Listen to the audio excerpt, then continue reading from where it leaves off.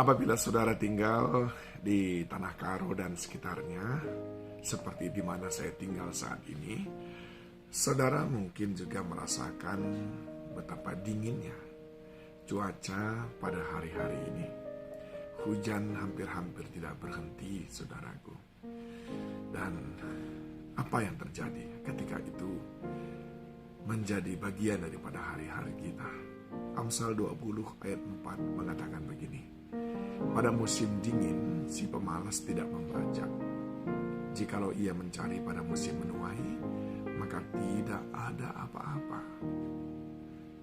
Kalau cuaca dingin seperti sekarang membuat saudara akhirnya malas bekerja, maka ingat Alkitab katakan, nanti kalau musim menuai, saudara tidak dapat apa-apa.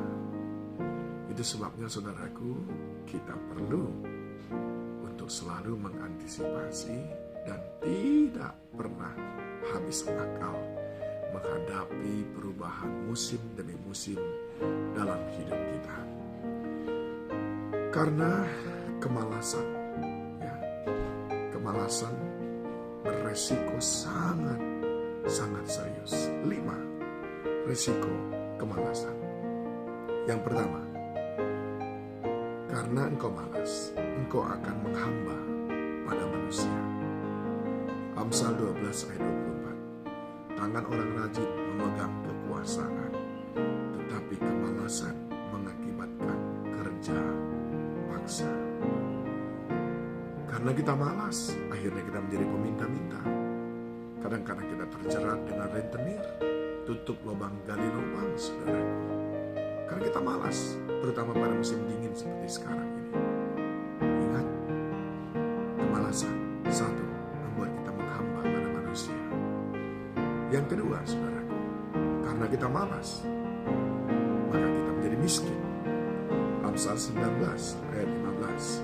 Kemalasan mendatangkan tidur nyenyak, dan orang lamban akan menderita lapar. Memang saudaraku, dengan cuaca yang dingin seperti ini, enaknya itu ya tidur-tiduran, makan, dan seterusnya. Tarik selimut lagi, apalagi kalau ada tungku, berdiam, berpanas-panas. Itu yang membuat enak sebetulnya. Tetapi, kalau saudara mengikuti hal seperti itu, awaslah, kemiskinan sudah ada di depan pintu.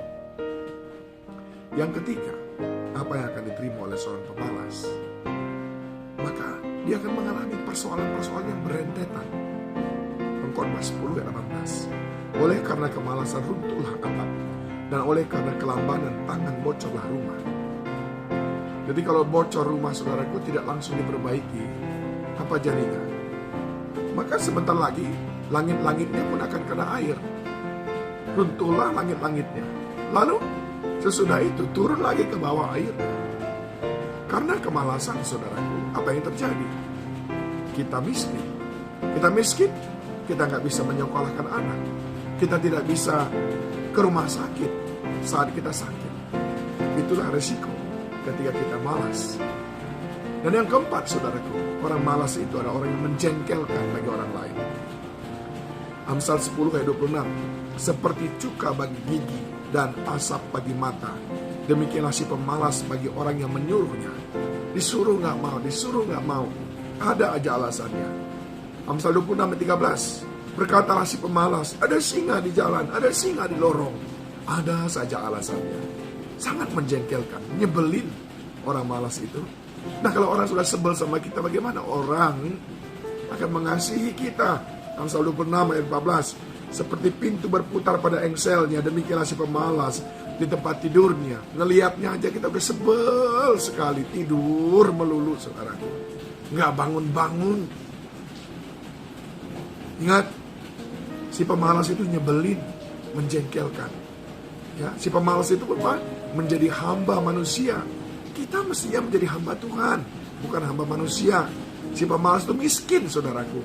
Si pemalas mengalami persoalan berentetan. Dan yang terakhir, si pemalas susah diajarin.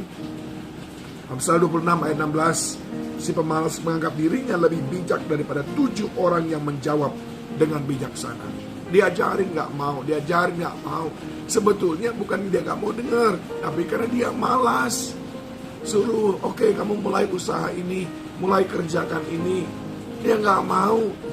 Bukan karena dia nggak bisa, tapi karena malas. 5 yang terjadi pada kehidupan orang malas. Pertama, dia akan menghamba kepada manusia. 2, dia akan miskin. 3, ada persoalan yang berentetan terus yang terjadi akibat kemalasan. 4, dia menjengkelkan bagi orang lain. 5, orang lain menjadi jera menasehati dia karena dia tidak bisa dinasehati, susah diajari. Mari saudaraku, jangan menjadi orang yang malas. Bolehlah udara di luar dingin, tapi kita tetap semangat kerjakan bagian kita. Maka Tuhan akan mengerjakan bagiannya dalam hidup kita. Ora et labora dalam segala keadaan.